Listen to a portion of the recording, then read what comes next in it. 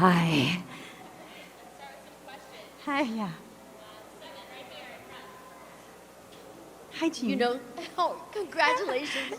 Thank you so much. So many people have told me whose mothers or relatives had Alzheimer's, she got it right. She so understood. Thank And you. I'm telling other people, don't be scared, watch it. How do you think you got it right? I had a tremendous amount of help from people in the Alzheimer's community. Honestly, I knew nothing about the disease. I've been lucky enough not to have any family members affected. And so I really did everything I could. I had about 4 months to do it. And I started with the National Alzheimer's Association, and they set me up with these Skype calls with women who've been diagnosed with early onset. And I spoke to them about their experiences. And then I went to Mount Sinai, and I talked to Dr. Mary Sano, who's one of the leading researchers and clinicians in Alzheimer's, and talked to her, the other doctors there, and had a neuropsychiatrist give me the cognitive tests, which were pretty extensive. Was there one person who had that kind of spirit that you end up with in the movie? They all did. They all did. That was what, and at New York, I went to New York, some support groups with women who were so helpful and really explained to me what it felt like. A lot of the language in my script is taken from there. Sandy Oltz is a woman who was diagnosed at 45, who has red hair, looks very much like me, who remained kind of on board with me the entire time, would email me and give me more information. And what's been most meaningful is that I've gotten a lot of feedback from people in these communities saying that they felt seen and they felt understood. And that was really, really important, because I think there's a lot of shame associated with Alzheimer's disease, and a lot of people feel like they're just not acknowledged.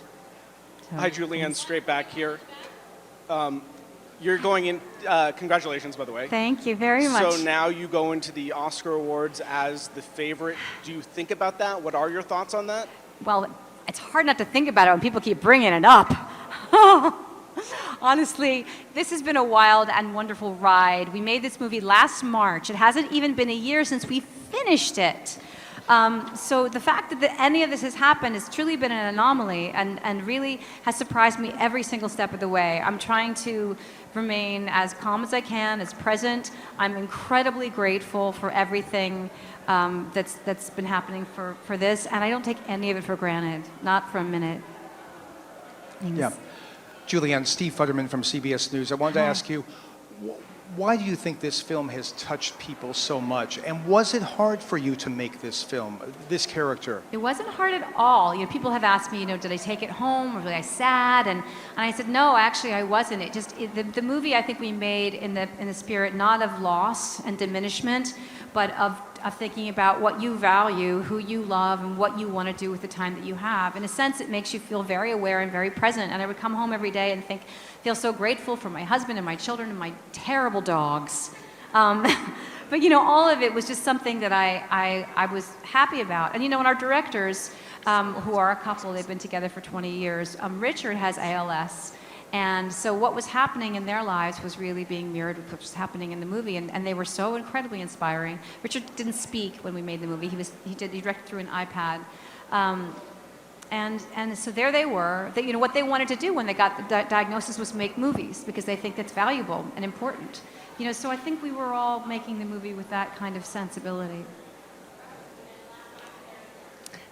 Hi. How does your husband support you? Oh, there you are. Hi. Hi. How does your husband and your family support you through award season, and what does it mean to you?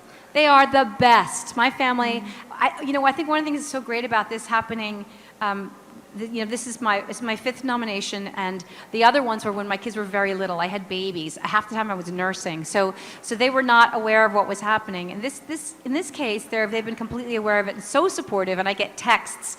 I got a text from my son saying, yeah, blow off the Manicam, because they asked me to do the Manicam, and I was like, I can't. So my kids are watching. My husband has been amazing. I said to them when this all started, I'm going to be really busy in January and February, and they're like, that's okay, Mommy. We get it. They've come with me to the things that they can come to. They've been amazing. But they're big people. They're 17 and almost 13, and yeah, so they're great. Thanks. Thank you very much.